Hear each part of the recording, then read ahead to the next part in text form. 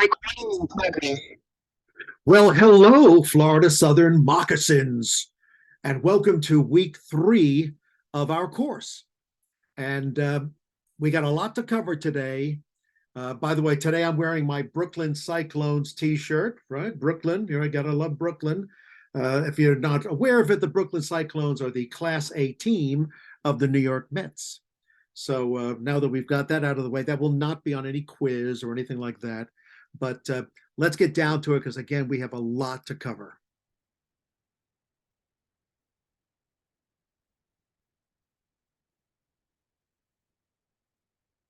Okay, so it's me again, but let's get right to it. So week 3 learning objectives for esports business models and trends. So after attending the lecture and reviewing the downloadable PowerPoint and reading the required material, here's how you should be smarter than you were before you sat down. You should understand how game developers promote their own games through dedicated tournaments. This is going to be very much about tournaments today. Understand the important role played by third-party esports tournament organizers, and understand the varied history of esports tournament organizers, and very important, comprehend how tournaments create prize pools, both organically and via sponsorships, and appreciate the importance and variety of esports tournament software platforms, of which there are a lot out there, all designed to make your life a little bit easier. So what are we going to cover again? Early esports tournaments, global esports organizations, esports franchising, current and future strategies. To a degree, I'm going to work on that more in subsequent weeks. Game developer-sponsored tournaments, and I'm going to give a shout out to the late lamented BlizzCon. Talk about third-party tournament organizers, software integration and multiple consoles, how more and more games are becoming what we call platform agnostic, support streaming capabilities. I'm going to touch upon tournament chat management and briefly game developer tournament contracts. They're not easy to find, I'll tell you that. So, why are you smart to be in this class? Because once again, let's take a look. This is esports, US esports market projected revenue up to the year 2030. According to Grandview Research, we're looking at a 20% annual compound annual growth rate up until 2030. That's let me tell you, that beats the stock market. I just had my meeting with my accountant, and you should almost just invest in esports. But I want you to take a look at the breakdown. Okay, black here is sponsorships. And we see that sponsorships in and of themselves are remaining the single biggest revenue source in esports. We then have advertising. Advertising is growing ever so slowly, but it is growing. Merchandise and tickets is growing a little bit. That's all going to be dependent on more live events. And that's where tournaments as live events comes into play.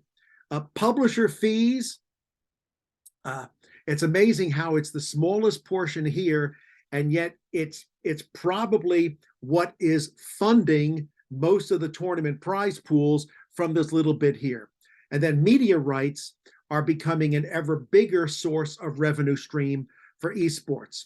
So let's go back to the very beginning. Like, when did this esports thing begin? Well, we have to take a look at Intergalactic Space War Olympics. This is considered to be the moment when esports started. And it was more than 24 players that were gathered around to compete in Space Wars. And the prize was, get ready, a subscription to Rolling Stones magazine. When did this occur? October 19th, 1972. 1972, I was a sophomore in college. The time had finally come. And where did it occur? It occurred at the Artificial Intelligence Laboratory at Stanford University. So we got to give them the credit. But we can see here, this chart only goes to 2015, but you'll see how it begins here. It then goes to the Space Invader Championships in Japan in 81, then the Starcade television show, which was 83, Netrex. Then we have Nintendo World Championships. Now, this is significant because Nintendo, as of today, is not that big a player in esports, right? In esports tournaments. And yet they were one of the first ones to hold one back in 1990 at Universal Studios, California. We then have another Nintendo Power Fest in San Diego. And then we have the beginning of third-party sponsors. We have the Cyber Athlete Professional League. Then Korea kicks in, 2000, right? The Korean Esports Association is founded. And that eventually transforms into KESPA, which is alive and well now and is on again, off again, but part of the Korean Olympic Committee, okay? Then we have DreamHack, which occurs in Sweden in 2004. The StarCraft Sky Pro League, again, very much Korea. Then Madden NFL on ESPN in 2010. Okay, didn't last long, but it was there. And then we have Halo in 2014. And then the esports arena begins in Santa Ana, California. Santa Ana is basically part of Irvine. It's all part of Orange County. And at the same time that Blizzard was creating the Burbank Arena for the Overwatch League, you had this sort of game agnostic arena that opened in Santa Ana, very much an extension of the University of California, Irvine. Now, it's funny how we've gone from this to this, okay? So that is an indication of the meteoric growth of esports and the interest in the general public, meaning you, in this art form, in this athletic form, in this entertainment form. Now, we all know about publishers, and we're going to be getting into these publishers in depth now. And we know that these publishers have created games that have been won and enamored by all of you over the last few years. But they really take form and they become part of the public and social media through the various leagues that are created, and especially the tournaments. And that's what we're going to be focusing on today. And because of this, we then have the rise of these teams.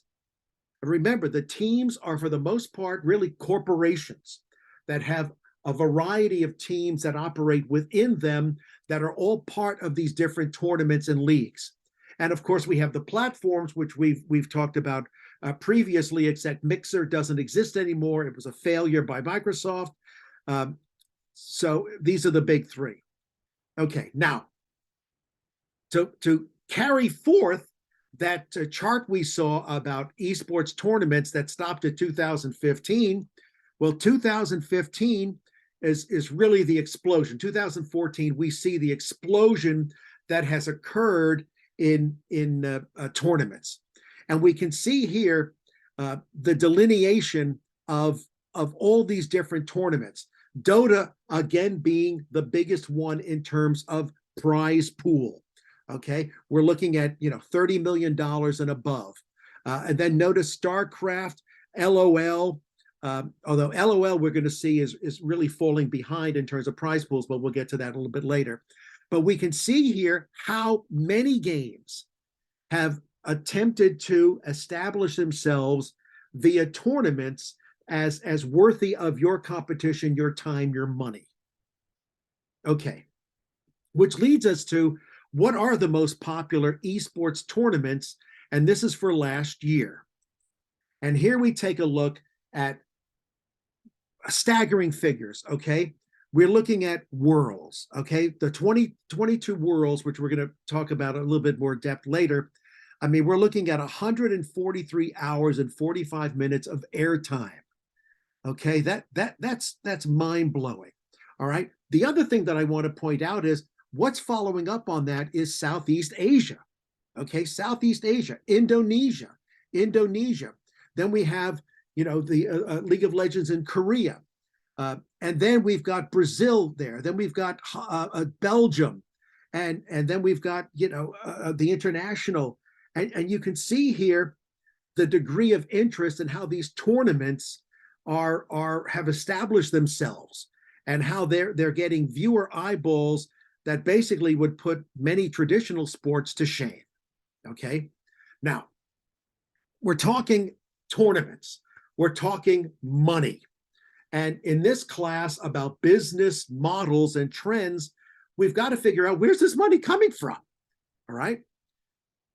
Overwhelmingly, the entities that own the intellectual property behind these games, they like to take an active role in developing the competitive scene.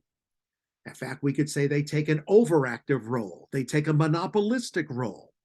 Now, part of that active role is funding the rewards for those competing.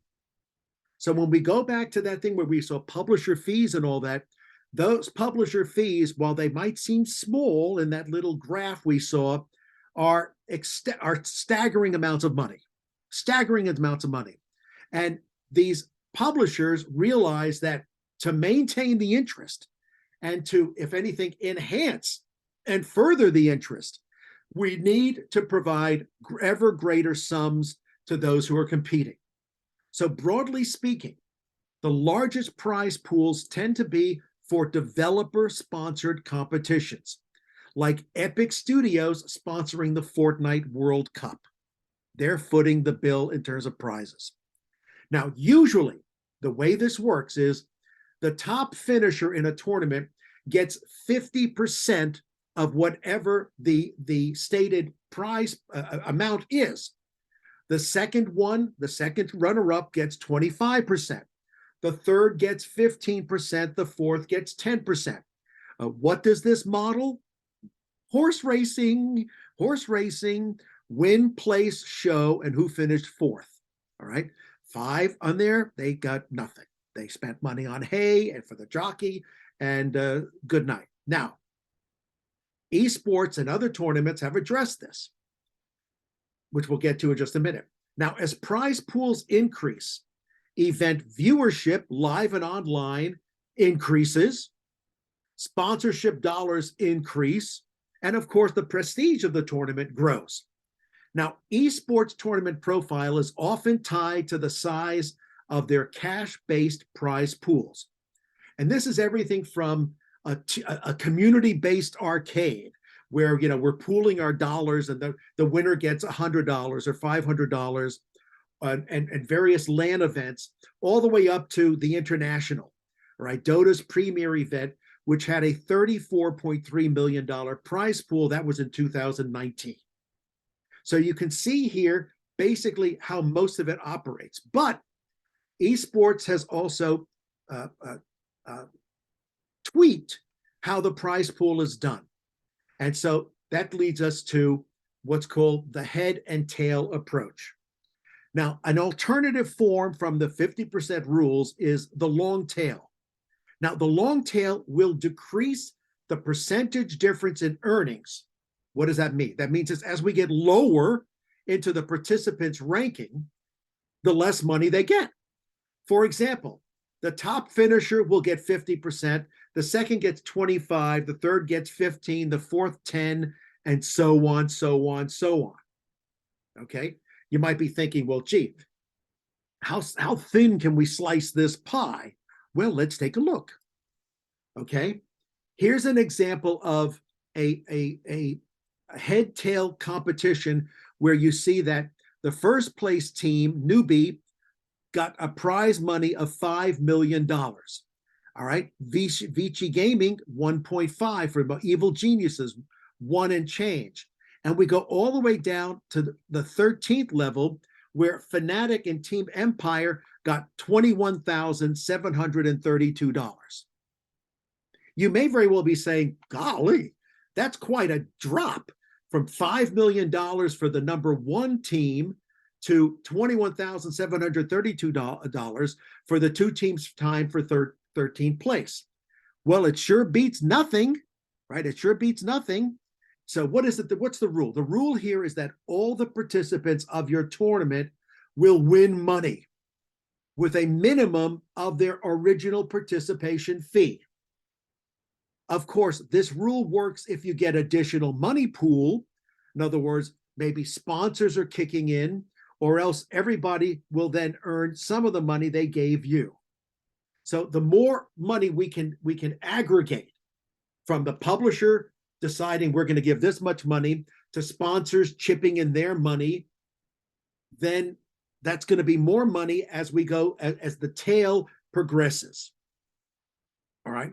And that's something that actually makes these teams, these corporations, more willing to submit their teams and to participate in as many tournaments as possible, with the idea that even if we suck, even if we lose, then maybe we can at the very least get back some, if not all, of the money that we threw into the pot to participate.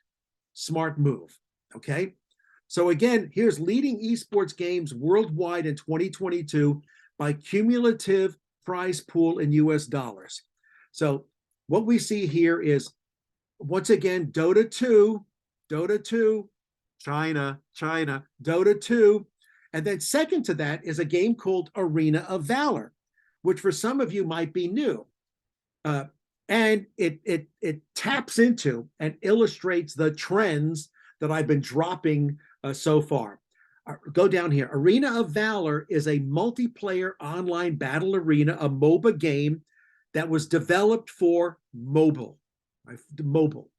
The overall gameplay highly resembles League of Legends, right? A mobile game on PC developed and published by Riot Games, which is also a subsidiary of Tencent and a sister company to Teamy. What's Teamy? Founded in 2008, Teamy is a subsidiary of Tencent Games and is headquartered where? In Shenzhen, China, although it has offices in LA, Seattle, Montreal, Singapore, Shanghai, and Chengdu. So what did we see before? Who's leading the charge into mobile games in Asia? China, Tencent. So Tencent, water. Tencent is rightfully betting that mobile is going to be garnering an ever bigger share of esports tournaments. Okay, now let's go into and delve into the video game publishers. We're not going to talk about all of these, but as we saw early on in this lesson, the video game publishers are the ones who are overwhelmingly conducting the tournaments, all right, sponsoring the tournaments, paying for the tournaments. So let's delve into it. Esports business models and trends. Let's take a look. Where is the money? Where's all the money that is flowing in to esports? The vast amount is going to who? The game publishers. The game publishers. 63.7% is going to the game publishers. Okay. Second are the teams, the professionals, and the players. All right. And as we get more and more into streaming and all that, we see how much money is being involved there with Twitch and with YouTube and with Facebook. And then comes streaming platforms. Okay. Then we've got the physical products, right? There. And then we have digital tools, and finally the leagues and the tournaments. Okay. So you've got the publishers making all this money, and here's the money that's spent on tournaments. So don't cry for them, Argentina. They've got plenty of money to do this, but that's not going to prevent them from crying poverty, as we say, which we'll get into very shortly. So again, game publishers, we're talking about Activision, Blizzard, Riot, Valve, Supercell. Where's their money coming from? The actual game sales, the physical and digital copies. All right. The purchases, all right, loot boxes, in-game purchases, virtual currency, stream licensing, Twitch, YouTube, you name it, event licensing. And we're going to see that a lot with the third-party organizers, league operations, sponsors, buy-in fees, apparel, and entertainment licensing, which is both in-game, and we're seeing more and more concerts, right? We're seeing how music is realizing that, gee, their audience for new music is the same audience that's watching video games. So why don't we start performing with our featured celebrities on the actual platforms like Fortnite and what have you? Brilliant, brilliant.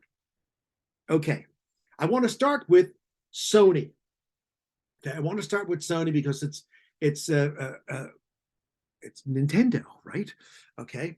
Now, fascinating. We're going to talk about Sony, but what has Sony done recently? Sony has invested in Epic Games. Okay, now think about it. PlayStation's a console, but Sony has invested in Epic Games, which is primarily making games for PCs. What's going on here? Epic Games' Unreal Engine represents a key part of the added value for PlayStation in this deal. Now, not only for the sake of games development, but just as importantly for improving the efficiency in TV and film production for Sony Pictures Entertainment going forward. So Sony made a strategic investment in Epic Games because Epic has the Unreal Tournament engine. And the Unreal Tournament engine, more than Unity, is what is increasingly being used by the motion picture studios to make movies. Got it? Brilliant, brilliant. Okay, now this is Sony's organizational structure. Sony is so much bigger than making games, okay? You'll notice that they have the product business division, of which game and network services is one part.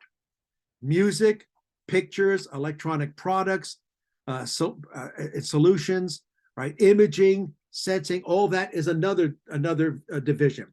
But they also have function-based groups, R&D, finance, engineering, new business strategies, and they have their geographic divisions.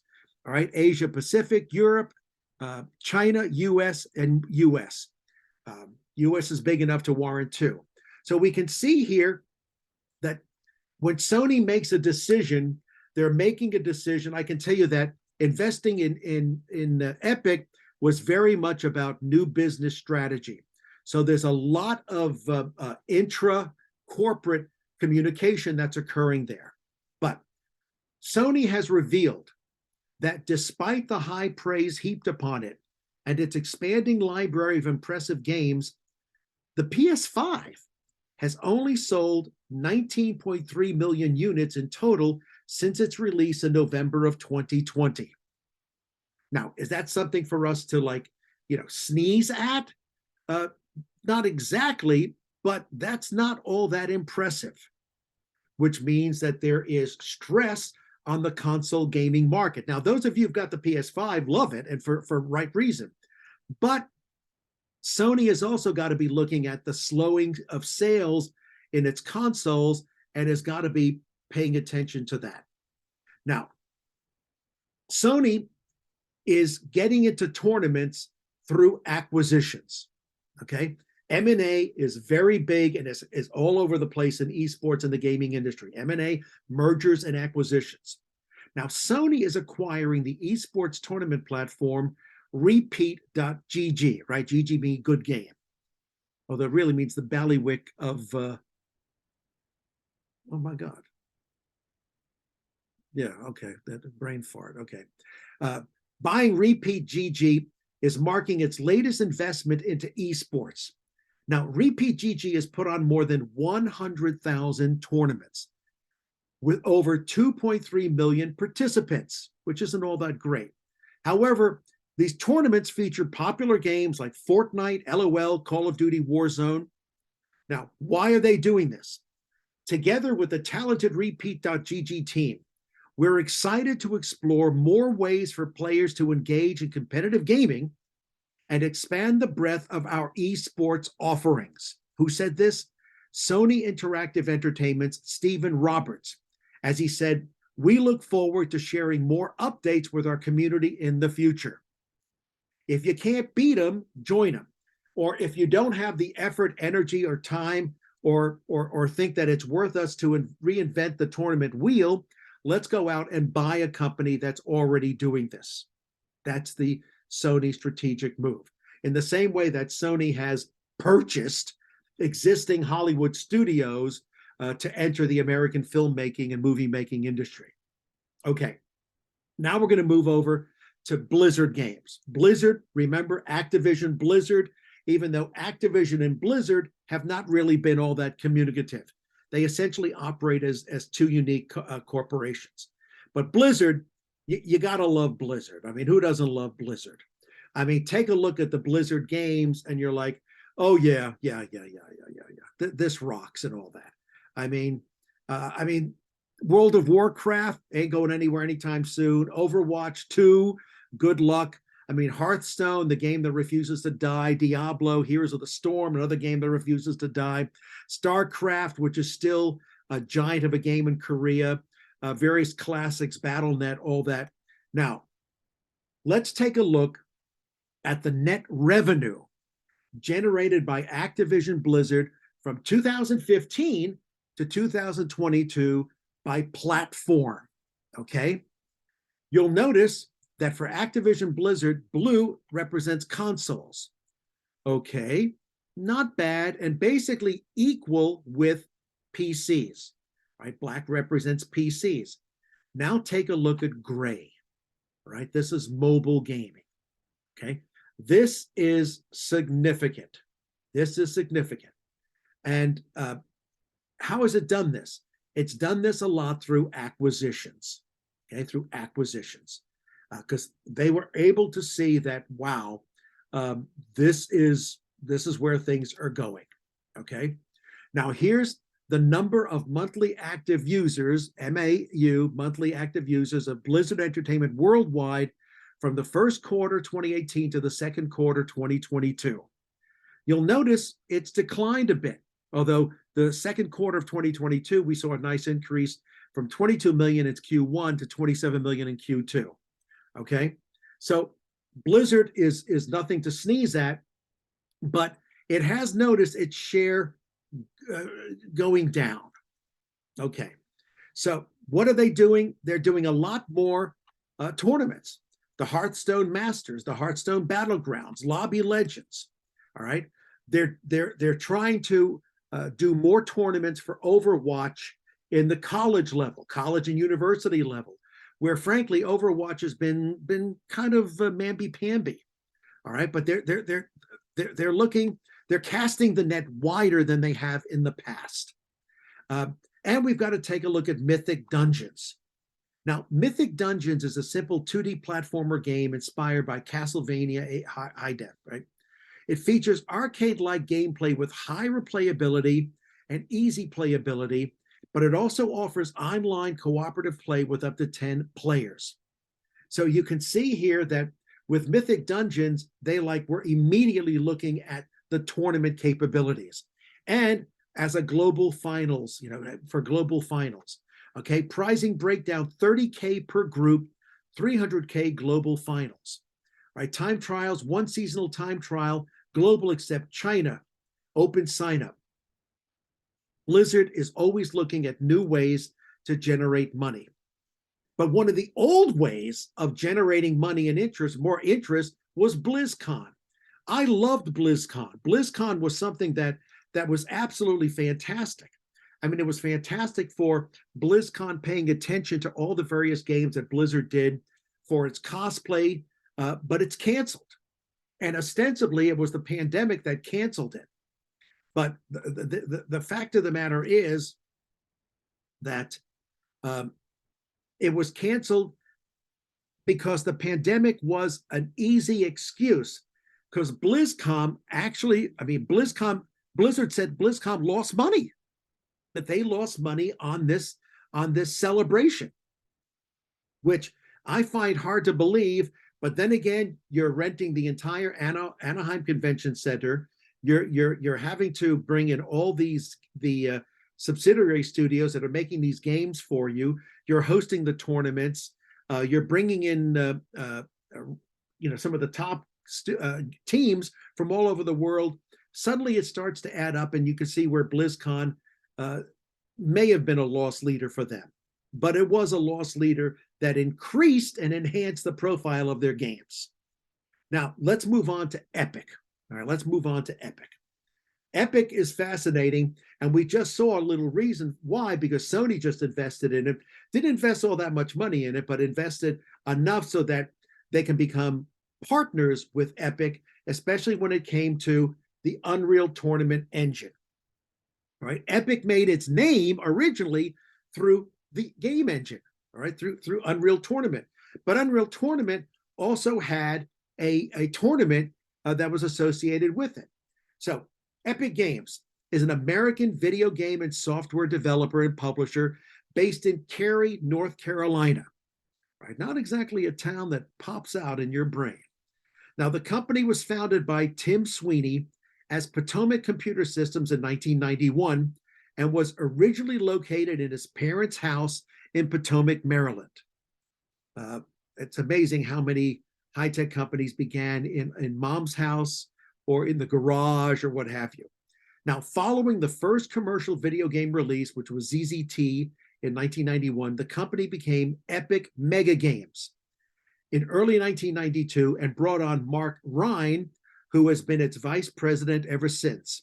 They moved their headquarters to Cary in 1999 and simplified the studio's game to Epic Games, okay? Now, if you take a look at Epic, I mean, they've got 5.8 million followers, 4.4 million tweet followers, 1.3 million followers, all of which are increasing, and 235 countries and territories represented by creators. What do we mean creators? Unreal Tournament is a development tool. So creator codes used 4,752,626 times on third-party store purchases. Once upon a time, if you wanted to make a game using Unreal Tournament, you had to pay a pretty penny. And if you wanted to make a AAA game, we were talking hundreds of thousands of dollars plus a percentage. That has all changed a bit. And nowadays, they're giving out SDKs like they were, candy. But they're doing that so that you can make a game. And then if you want to commercialize it, then we're going to have a conversation. Okay. Now, Epic Games' Unreal Engine powers their internally developed video games, such as Fortnite and Unreal, Gears of War, Infinity Blade series.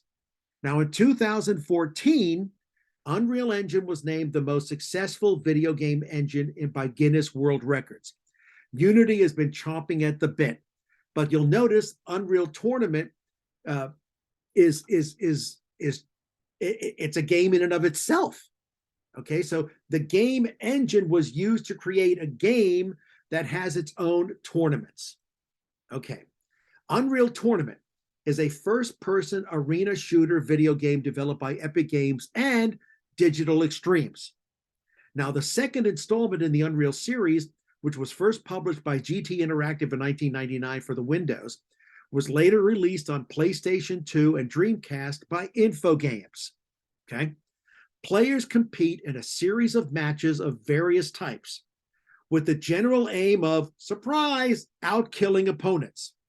Now, the PC version supports multiplayer online or over a local area network.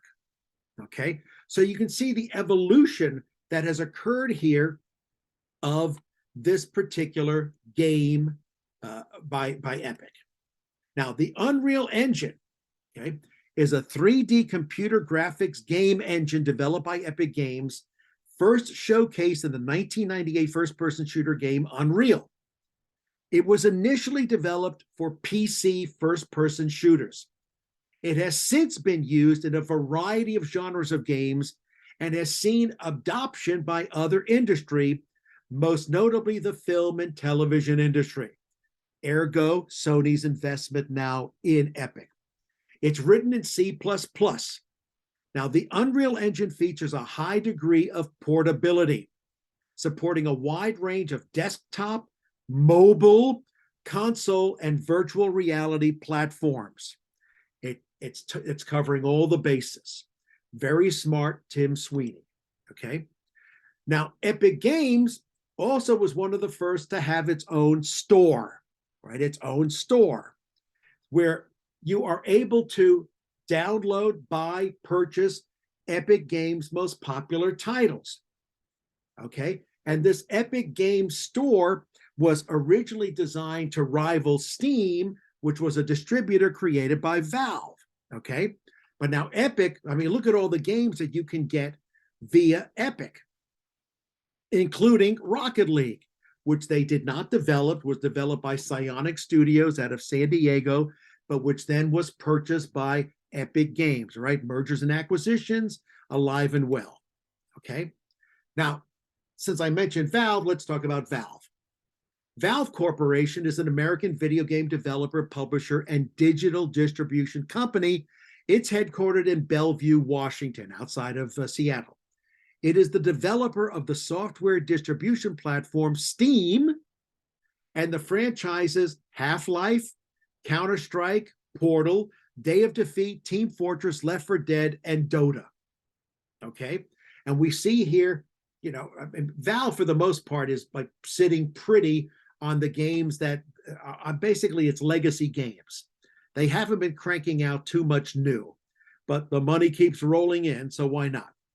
Now, let's talk about Steam. Steam is a video game digital distribution service that serves also as the storefront by Valve.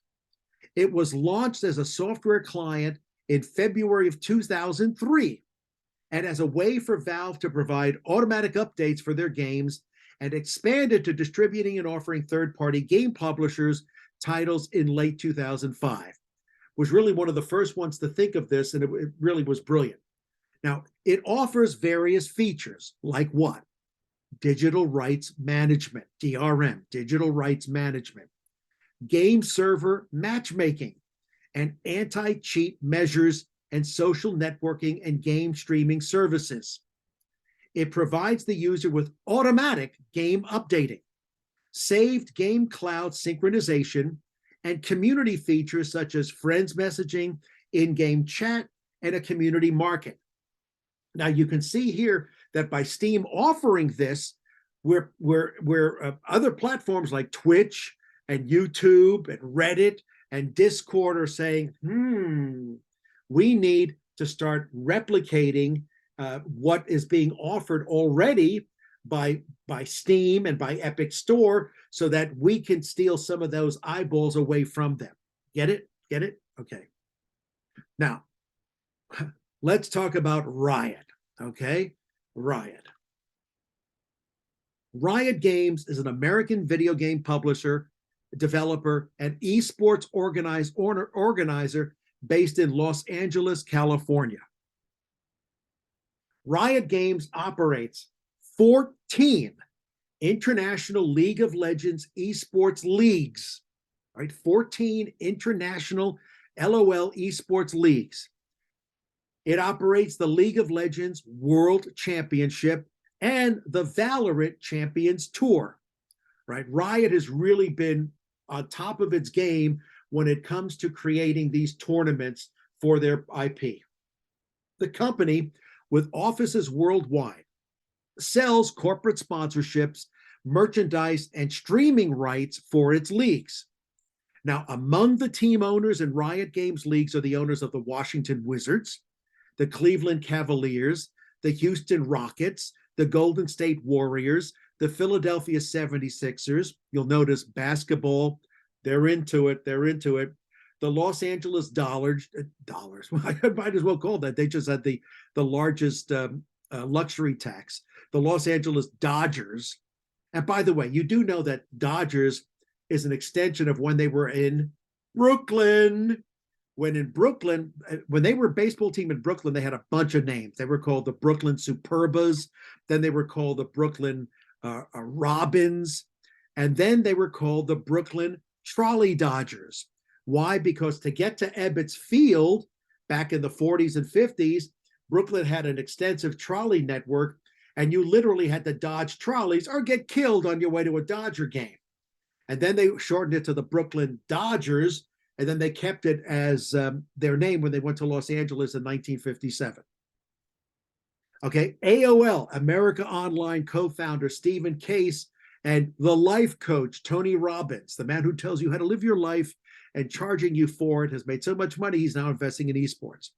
Now, in July 2022, Riot Games announced the opening of 3 remote broadcast centers, also known as Project Striker.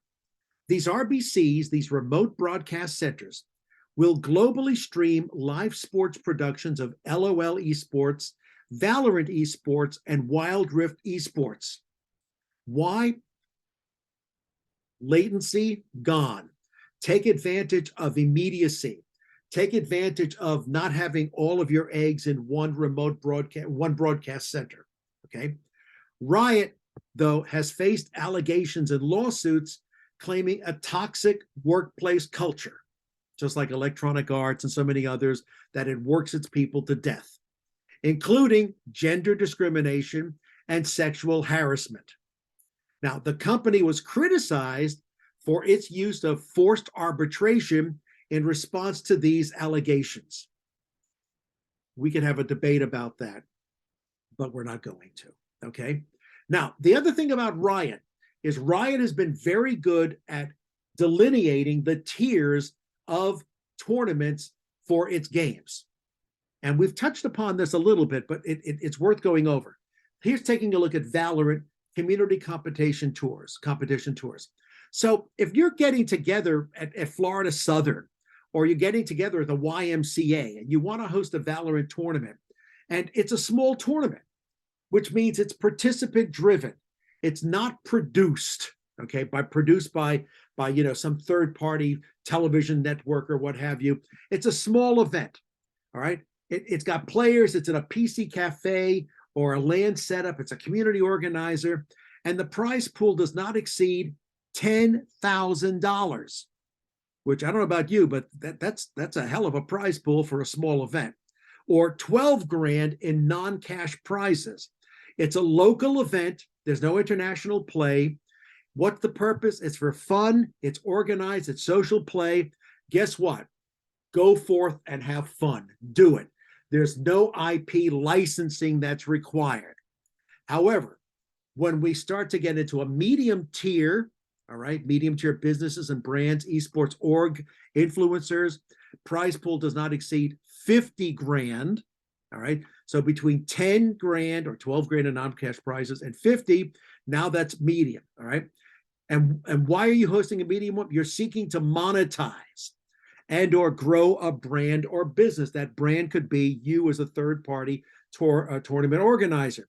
If that's the case, Riot wants to have a conversation with you, and it will create a license based on the agreement with the regional team or the regional organizer.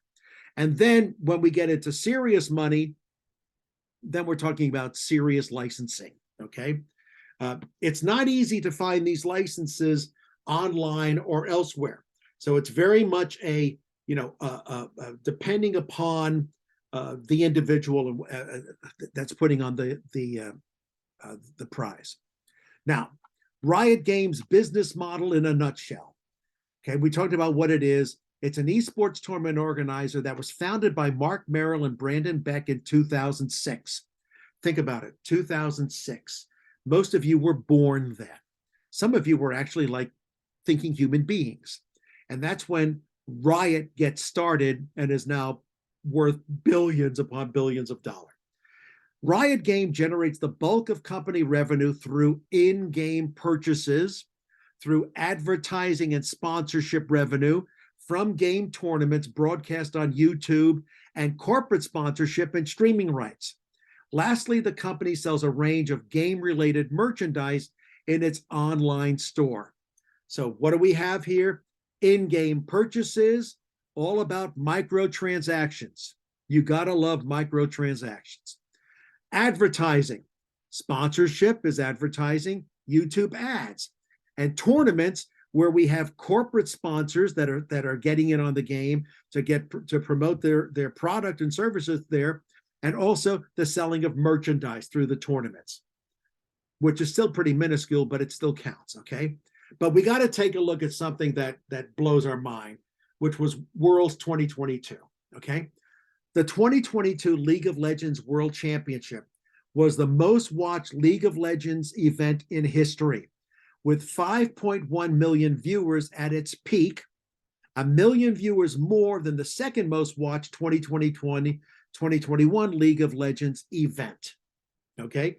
Now, we might look at 5.1 million viewers at its peak going, well, come on, the Super Bowl kicks its butt and all that. Yeah, but the Super Bowl is once, just once.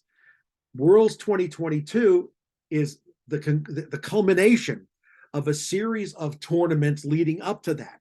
And you'll notice that what Riot did wisely in Worlds 2022 was it hosted events leading up to it in Mexico City, New York City, Toronto, and San Francisco. Very smart. And here's an example of play-ins. This was day one schedule, Thursday, September 29th at 3 p.m. Central Daylight Time. And you can see here the teams that they had playing each other. So that, good God, I mean, this was like a who's who of teams. And you can see why Worlds 2022 was so successful. Now, we talk about trends, and the trends are moving ever more towards mobile, okay? Now, mobile presents its own list of issues, right? We've got screen size, we've got aspect ratio, but all of that is being dealt with. And we can see here some examples of what the screen imagery would look like when we're talking about esports and tournaments on mobile. Okay, now we've got to throw some meat to the International Dota 2 Championships by Valve, and the reason we have to do that is no tournament offers as much money as the Dota 2 tournament. $34,330,068 and change, right? For any largest prize pool for any single tournament in the history of esports. Dota 2, Valve. I tip my hat. Now I want to go to PlayStation and now talk about Nintendo and esports, okay? The first one there is almost the last one we're going to talk about with good reason. Nintendo and esports. We know that Smash has a huge competitive scene, but it's one that uses a series of unofficial rules and modifications to play Smash very differently from what Nintendo originally intended. So here we have the Smash community that is basically setting the rules and modifying the rules for these tournaments. Now, Smash's competitive rule set is effectively the biggest user-created mod in gaming, which disables many of the game's features, occasionally exploiting glitches and even deliberately damaging the hardware. In other words, not all mods are created equal. Now, Nintendo's lack of interest in the Pro Smash circuit has created a culture with very little official oversight, which eventually resulted in a series of sexual misconduct allegations that rocked the scene in 2020. All right, it tells you the dangers of being hands off. And we know that Nintendo is all about consoles, right?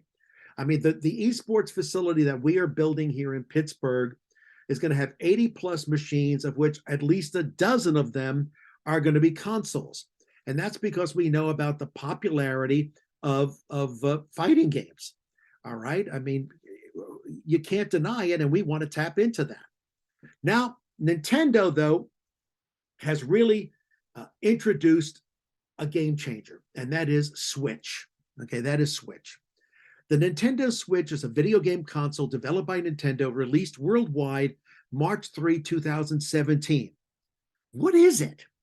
Well, the console itself is a tablet that can either be docked for use as a home console or used as a portable device, thus making it a hybrid console.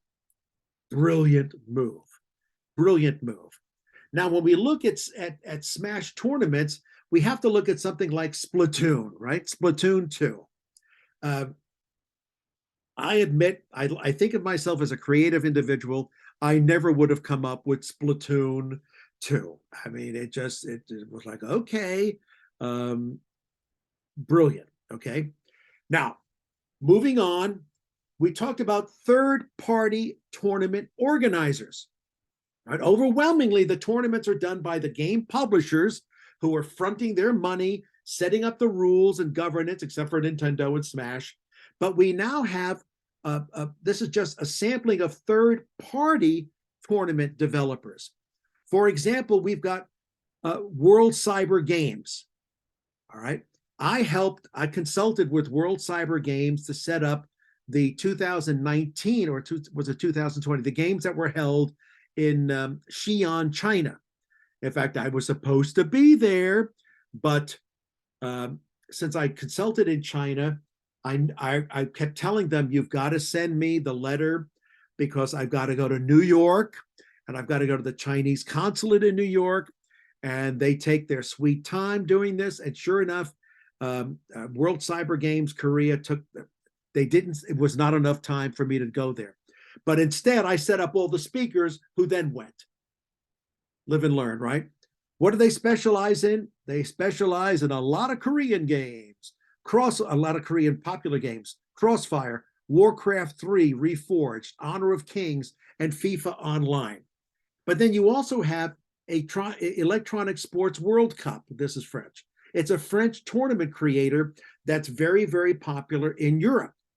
But then we also have, as a legacy third party, MLG, Major League Gaming, that's based in New York City, but which is owned by Activision Blizzard. Okay, so Activision Blizzard, in buying MLG, which, if I'm not mistaken, has its origins in Columbus, Ohio, if I'm not mistaken. But in buying them, they bought expertise in staging tournaments. Again, M&A, all right? Now, lastly, I want to talk about the elephant in the room, and that's Tencent, right? That's the elephant in the room. What is Tencent? It's a Chinese multinational technology and entertainment conglomerate and holding company headquartered in Shenzhen.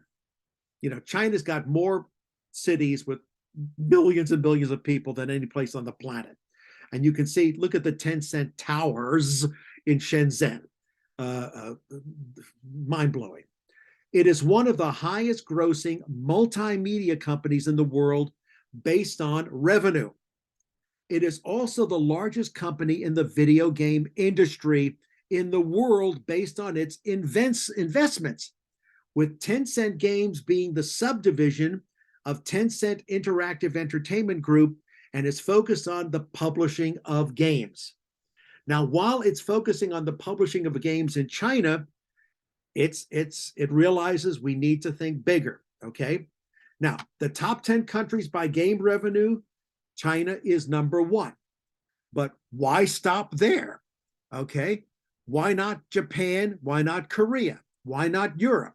Why not the USA, which has got a lot of money in gaming? Why not Canada, which has got a tremendous amount of money considering the population of Canada? Tencent's aware of this. Now, China, the world's largest game market, what do we see here? From 2017 to 2022, mobile games are exploding, right? Exploding to the point where mobile games are generating $24,675 million, while PC games in those 5 years has only gone from 15 billion to 17.4 billion. Do we see a trend here? Yes, we see a trend. Do we see a trend in mobile gamers in China from 558 million to 716 million gamers, 3 times the population, well, 2.5 times the population of the entire United States? Yes, we do. We see something that is exportable. Tencent's investment portfolio. Look upon it with awe, okay, with awe. Tencent has invested money, bought equity stakes in all of these companies, which are all over the world, right? All over the world. What are they on to? What are they on to? By 2020, Tencent had invested in over 800 companies across the world. During 2012 and 2019, Tencent has invested from minority stakes to majority stakes in worldwide famous game companies such as Riot, Epic, Activision Blizzard, Supercell, and Bluehole. Now, there are stipulations on these investments. that even though they might have an equity stake in it, Epic Games, Riot Games, they run the show. Right? They run the show. This is very important, especially since how long is this going to continue? Now, Tencent's WeChat platform has been accused of blocking TikTok videos and the censorship of politically sensitive content in China. This censorship issue, basically this totalitarian muscle showing of the Chinese Communist Party, is getting Tencent very nervous, okay? Tencent very nervous. And that is why they are ever so slowly but actively investing in non-Chinese companies. Now, one of the things I said to you was your life as a potential tournament organizer has become a hell of a lot easier because these tools, the platforms, the scheduling, the in-game rankings, all of that has become easier because tournament organizing tools are all over the internet. You can download, buy whatever you need to create a tournament. And the same thing is able to be applied to mobile gaming. You can download the platforms, the software that allows you to take whatever game you're creating or whatever game you're into and turn it into a mobile game. Okay.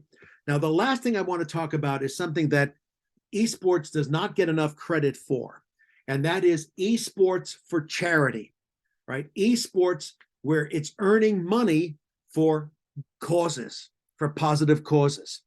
Now, one of the most prominent ones is the Susan G. Komen, right, Breast Cancer Society, that has teamed up with Skills Esports for Everyone to raise money for breast cancer research. But it goes way beyond that, okay? If we take a look at Navi CSGO charity tournament, which was born to be brave, it raised $500,000 for Ukraine, okay? We also have Gamers Without Borders, Gaming for Good. They are the world's largest charitable esports and gaming festival from April 28th to June 5th, 2022. So this was all about raising money for charitable causes, good causes. And you'll notice the game developer Riot and the esports company Blast have announced the third edition of Spike Nations. What is that?